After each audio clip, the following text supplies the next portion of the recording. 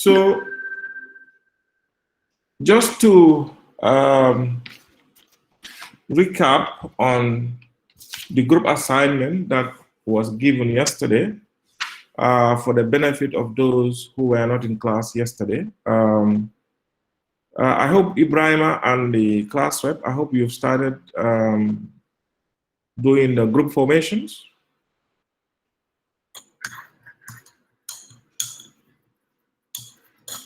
Ibrahima and Dumbuya.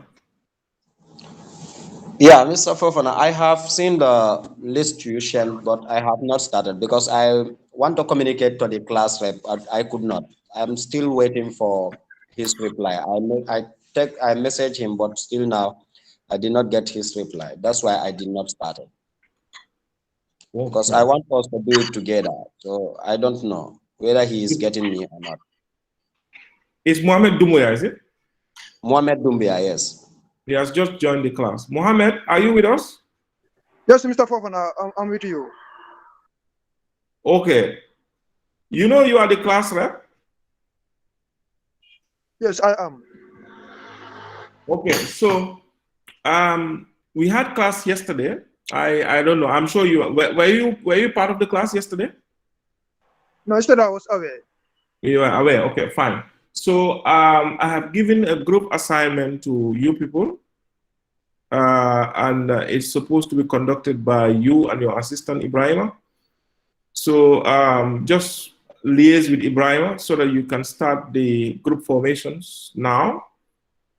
Okay, start forming the groups. I've sent the list, of those who attended yesterday's class. So those who did not attend yesterday's class, they will have to give their names to Dumbuya and Ibrahima, okay, so that they can form the group. I think the deadline is on Monday, isn't it? Okay, so please make sure you meet the deadline. So on Monday, I want to get the list of all the groups. Okay, I want to get the list of all the groups, and each group appointing a group head and an assistant group head. Okay, and do the rest of the instructions as given yesterday. So please, if you have not attended yesterday's class, it is your responsibility to find out what we did and then to find out about the assignment. Okay. So please don't ask me in this class because we've already covered that yesterday. Okay, thank you. So, right, we're going to start our lessons proper now. Okay, we're going to start our lesson proper now. So today we're going to look at environmental management accounting. Okay, EMA. Right. But before that, just to recap a bit on what we had done yesterday. Yesterday was a makeup class. We looked at life cycle costing. We looked at the various facets of life cycle costing. What a life cycle cost is, what is life cycle in itself, the benefits of life cycle costing, and how life cycle costing is applied in real life. Okay, we looked at an exam type question. Okay, we did together. I have shared the Excel version of the question this morning. So please, it is your responsibility to liaise with your colleagues who were here yesterday, and also to check the videos on YouTube, and then also to look at the material. Okay, it is your responsibility to do that. So today we're going to look at environmental management accounting. Okay. Sorry, Mr. Fofana, these notes. Sorry? Have you sent us these notes, or yet you are yet to send it? Oh, I thought I sent it together with the first set of notes. Is that the case, class? If that's not the case, then I'll send it right away. No, this one, you have not sent this one.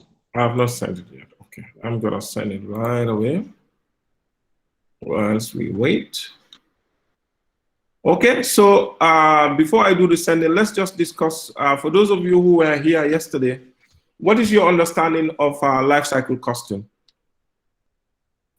What have you learned yesterday on life cycle costing?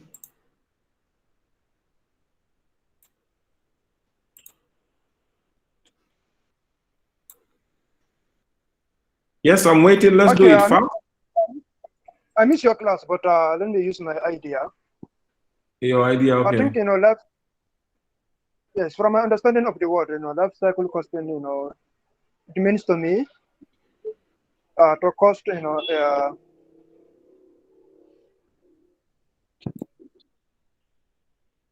Yes.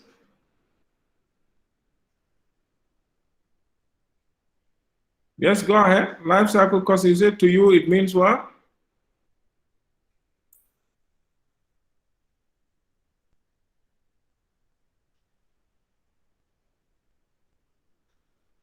Hello, Dumbuya.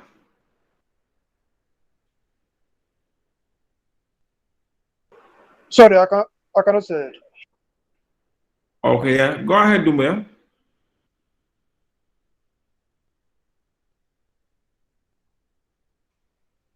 Okay, can someone try? It looks like Dumbuya is having some issues with his connection.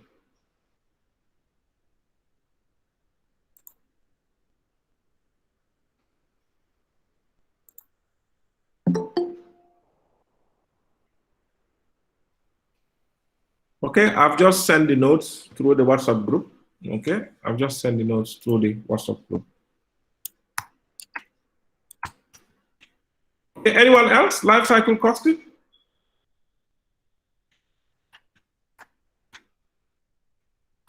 It was just yesterday we did it. Just yesterday.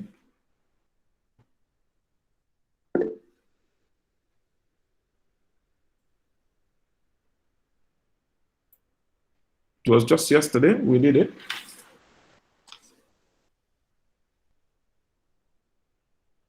Let me try, Mr. Fofana. Aisha? Yeah, yesterday what we learned is life cycle costing. The definition of life cycle costings, which is the term costing is used to describe a system that tracks and accumulates the actual costs and revenues attributable to each product, from expansion to abandonment. Okay, very good, very good. Yeah. So life cycle costing simply means a costing system that records costs from the inception of the product and the service to the cessation of the product. Okay? So that means life cycle costing looks at the product holistically. It looks at all the benefits of the product, that's the revenue of the product, and all the costs of the products. From the starting, from, of course, the inception, when the product starts developing, from development of the product to when the product goes out of the market. Okay? So, and the main benefit of this, unlike the traditional costing system, is it can assess the profitability of the product easily. Because you look at the product holistically, then you'll be able to know if you produce this particular product, is it going to be profitable? Okay. When you look at the traditional costing techniques like absorption costing, ABC, what they do is their own costing system is periodic. Okay, so it looks at cost on a period basis. For example, if the period under consideration is 1 year, they will look at all the costs of all the products within a 1 year and then try to assess the profitability. Okay, so in that case, the profitability is measured according to the period. Unlike life cycle costing, you look at each product, differently and then try to assess, the benefits or the income of the product or the service from its development stage up to its decline stage, or when it's moved out of the market. Okay, very, very important. It's a very easy concept, but very, very important. Okay, so those were some of the issues we looked at yesterday. So like I said, for those of you who did not attend yesterday's class, please try and refer to the videos so you can be able to, understand. And we did an exam type question. I think you need to look at that as well. Okay. So we're going to move now to the topic of the day, which is environmental management accounting. Okay. So this topic is very, very, very important. Okay. Very important. So please take note of it, because environmental issues and agenda issues are hotcake in the modern world. Okay, people and organizations are measured according to how they relate with their environment. Very, very important. Okay, it's only maybe in sub-Saharan countries, sub-Saharan African countries, like us, who are not very much aware of these environmental, issues. But I think even for us, we are moving, even though the pace is very small. Okay, if you go to the West, organizations can, do extremely well, or organizations can run down within seconds as a result of their reputation to their environment. For example, if a particular organization has been found wanting in terms of the way it treats the environment, it has a serious effect on the sales of its products, okay? Because customers will know about it, and of course, they will boycott your products, okay? So it's really, really important to treat your environment well, and it is going to result in, profitability to the organization. Okay, so it's really important. And not only is it going to bring profitability to the organization, but it's going to give good reputation to the organization. Okay, it's going to give good reputation to the organization. Okay, so it's really, really important. Okay, so the slogan goes, care for your environment and feel peaceful. If you don't care for your environment, be certain that you will not have peace. Okay, very, very important. So this is both our own environment and our business environment. Okay, the environment we live in and the environment our businesses are located. Okay, is that clear? Okay, so I hope you're hearing me loud and clear. Yes. Okay. Excellent. So, so we're going to look at the following topics. First, we're going to look at definition of an environment. Okay. We're going to look at the environmental issues in the Gambia and elsewhere. We're going to look at common environmental problems, their causes, and how do we fix them. Okay. We're going to look at a video case study of recycling in the Gambia. Okay. Very, very interesting. We're going to look at it. Then we will look at introduction and definitions of environmental management accounting, categories of environmental costs, how do we manage environmental costs, types of environmental costs. We're going to look at how we identify environmental costs and how we control them. Then we will look at some of the accounting techniques that we use in environmental costing. Okay. Then we will look at the EU emission trading, and we will do a question on the EU ETS. Okay. So, what is our environment? If we talk about environment, what is our environment? It could be your own environment in where you live in, and it could be your business environment. What is an environment?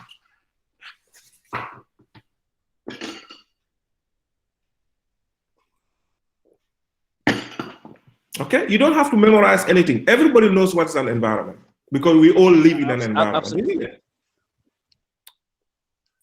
Yes, so what is an environment? No book definition. You have to understand these things. Environments are things surrounding you. Environments are? Things surrounding you. Things surrounding you. Things around you. Okay, it could be anything. It could be anything. Okay? So, what is our environment? Our environment is our surroundings or conditions in which a person or animal or plant lives, your environment. Okay? The sum total of all surroundings of a living organism, including natural forces and their living things, which provide conditions for development and growth as well as of danger and damage. So your environment could bring peaceful condition and it could bring danger to you. So it depends on the environment you live. Okay? For example, if you live in a slum, area, especially, in the Gambia, for example, places like Ibo Town, Fajikunda, Dumos, and so on and so forth. There are surroundings that are very difficult to live in during the rains.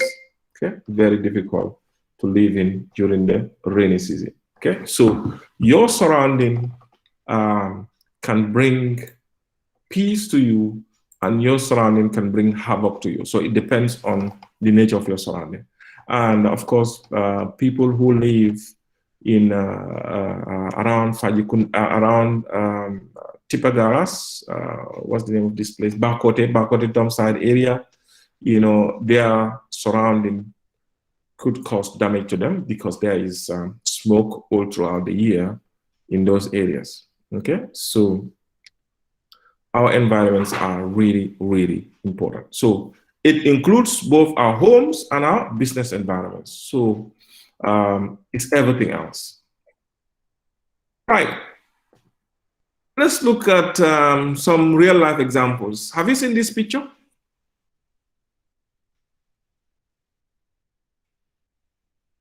Yes, yes. This is a particular place in the Gambia. Where do you think this place is? Bakote dumping site. Oh, why didn't you say Brikama dump site? How do you know this Bakote dump site?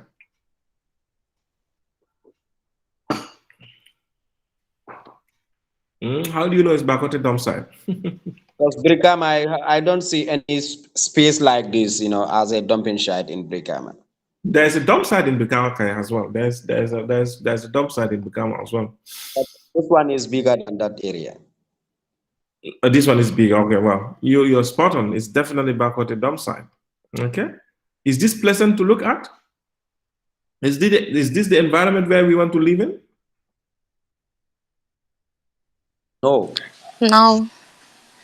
Yeah, and unfortunately, there are some people whose compounds live just next to this, and unfortunately, you have all sorts of danger. Smoke. Sometimes, there's smoke throughout in some areas in the dump site, and the offensive smell is also throughout. Okay, so this is crazy. So what is your role? What is your role in this? How do we improve things like this in our country? It's all our responsibilities because it's in the Gambia and we are all Gambians and Gambia is our business, isn't it?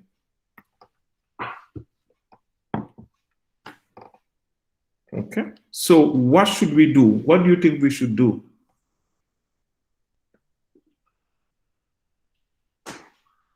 We all agree that this is not pleasant, isn't it? One, we agree that this is not pleasant. Two, we agree that this can bring a lot of harm to individuals' life, especially those who are exposed to it, isn't it? And now my third point is, what do we do to make sure things like this don't happen in the middle of our country? Because this is just in the middle of the Gambia, especially in the middle of, Serekunda, of course, where, population is highly dense. Just let's brainstorm over it. You don't have to have a right answer. So what else? Do we need to dump like this? Do we need to dump like this? No, I think, Mr. Fofana, Yes. from my own understanding, I think what we can do is like this. We need to go and acquire knowledge because we are in technological world now. World is moving, so obviously certain issues like this. Let's go and acquire knowledge of how to recycle these beans, to make it useful to our environment, or we make a special place whereby like we look around between Kiang and Jara, or maybe Badibu in that busy area whereby KMC can take and these dumps and go and dump them there. You understand? Then they make this space a very useful a factory or anything that can benefit the environment of that area. Okay, spot on, good. So you've mentioned a couple of points. One is to acquire knowledge. Two is to recycle. These are very, very, very good points, especially the first point, to acquire knowledge. What we lack in this country is knowledge. Wallahi, what we lack in this country is knowledge, especially when it comes to how we manage our environment. It's a big problem, okay? In the West, even a small child that is 2 years old, if you go out with your 2-year-old or your 3-year-old, okay, and you happen to buy a biscuit for that 3-year-old, if he finishes eating that biscuit, the packet of that biscuit, he will never think of throwing it. He will hold it in his hand until he sees a dustbin and dumps it there. I'm talking about a 3-year-old. Why?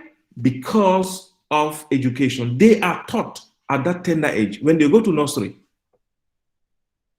how do you take care of rubbish? If you eat something, you have rubbish in your hand, how do you handle it? Education. So education is very, very important. Okay? You talk to some people in this country about not littering. You know the first thing they will tell you? They will tell you, "Nite make modol bakala." If you don't throw rubbish on the street or anywhere else, other people will do it. And as such, they will tell you, if you don't do it, the fact that you don't throw rubbish on the street or anywhere does not have any impact, because majority of the people will be dumping. So when you look at it, you feel very sad about it. Okay? I personally, for those of you who might, join me in my vehicle one day, you'll be surprised. My vehicle is always littered, because on the way I have, like, if I eat anything or so, I make sure I don't throw it outside. Even my kids, I don't allow them to throw anything outside. I'll leave it in the car until I reach at a certain point whereby I'll be able to use a bin to dump. Education is a problem. The second point you have mentioned is about recycling. Unfortunately, recycling is not also in our vocabulary in this country. Recycling is not in our vocabulary. It's not there at all. Because people think if you recycle, you just, bring it back that home. That's not the case. In some countries, if you don't separate your rubbish into recyclables and the non-recyclables, the municipality, trucks and so on, will never collect it. Last year when I visited the UK, during our time, it wasn't that bad, but even during our time, all houses will have, sorry, excuse me, let me pick this call, sorry.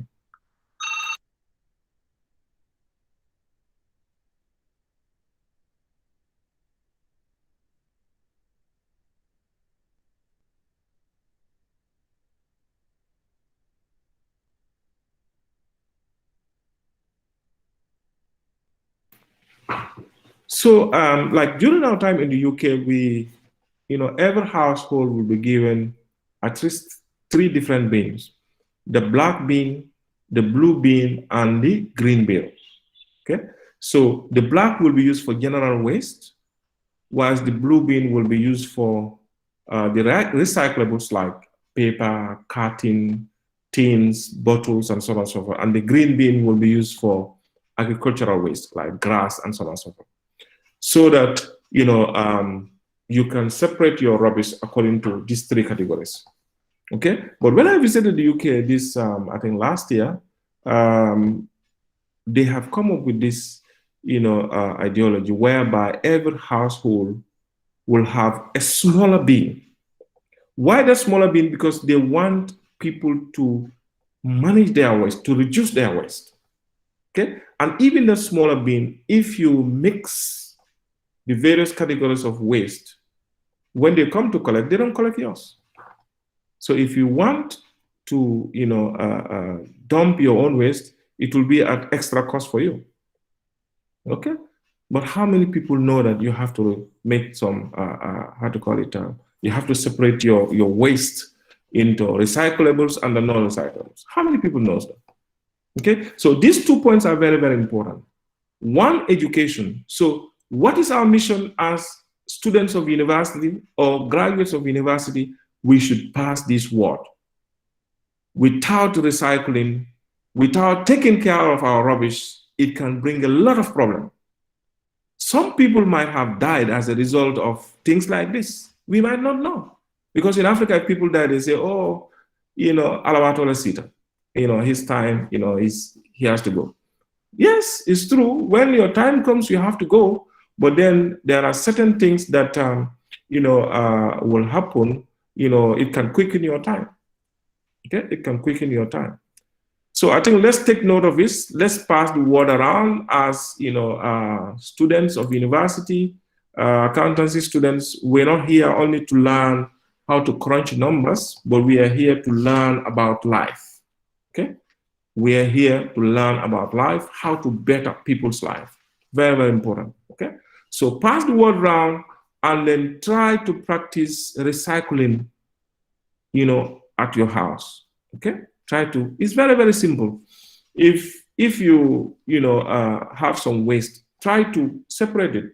The general waste like food waste, and stuff like waste that can be toxic, separate them completely. The ones that are carton or paper or plastic, put them aside because they are not supposed to be mixed with this. Okay?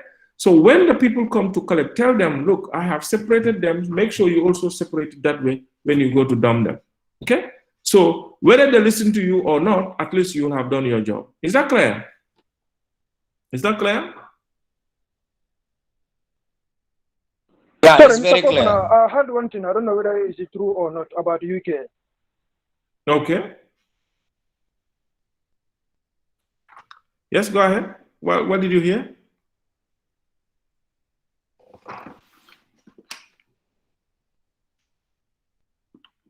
What did you hear, Dumbuya? Yes, I learned from people that in United Kingdom, most of their Evian waters, are refined waters from this away. I don't know whether it's true or not. I heard it a long time ago.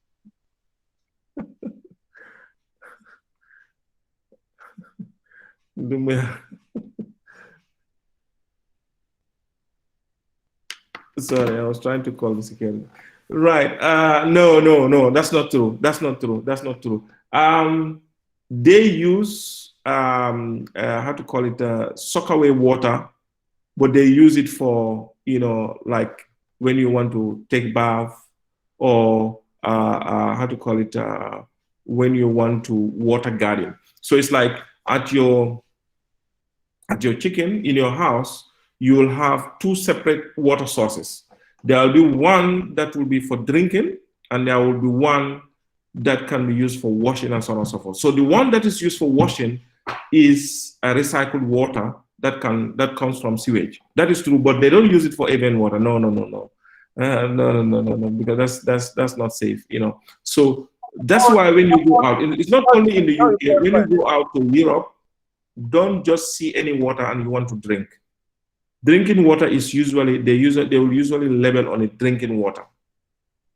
Okay, so don't just see any tap and then you say, oh, water is flowing, I'll drink. No. Okay, so yes, that is, but it's not on avian water. No, that's not correct. Sometimes people try to exaggerate, you know, what people's activity. Yeah, they exaggerated. It cannot be true. But actually, they drink salt water, even it is pure as water. No. I know they kind of exaggerated, yeah. So that is it. Sorry, I'll pick this 1 second. Vamos, lleno to malama. Lleno to malama. Then after okay, so let's move. Let's look at some common environmental problems. One is, of course, the depletion of the ozone layer, which is causing too much heating of the planet Earth. Okay, and this is what causes global warming. Okay, this is what causes global warming. We all know what the ozone layer is. This is the layer, you know, or the diaphragm that, you know, kinds of serves as the barrier between us and the direct heat of the sun. Okay, between us and the ultraviolet radiation of the sun. Okay, so because of huge emissions of greenhouse gases, this layer has been depleted. Okay, so it's causing a lot of problems to us, to plants and animals on Earth. Okay, global warming, of course, as a result of the melting of the Arctic and the Antarctic. The Arctic and the Antarctic, these are seas that are made of ice. Okay, as a result of global warming, as a result of depletion of the ozone layer, these seas that are made of ice are melting. So if it melts, what does it cause? It causes flooding. So that's why when you go to certain countries, there are tsunamis, you know, there are, you know, typhoons, you know, and so on and so forth. Okay. So natural disasters like tsunamis, earthquakes, of course, tornadoes, and so on and so forth, will all be as a result of environmental problems. Bad agricultural yield, you know, this is particularly, you know, are prevalent in, you know, countries like the Gambia. Okay, that this past rainy season was not bad, but then the previous rainy seasons were very, very bad. Okay, because we don't have enough rainfall. Okay, and mainly, of course, is due to the felling of trees. Do we know this?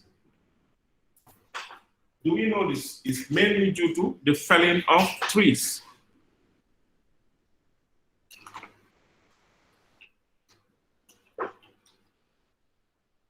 Do you know this? And it's very, very, very common now.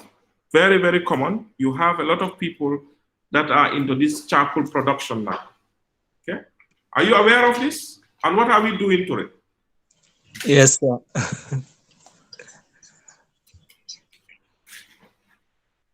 Are you aware of this? Yes, I think it normally affects the water cycle. Yes, it affects the water cycle because the water cycle takes its source from trees, from, you know, the water on the ground, and so on and so forth. So it's really, really bad, and it affects us to a great deal. Okay. During our days, during our childhood days, the only tree that is usually used to make charcoal is like the one that we call in Maninka Kero, you know, and so on.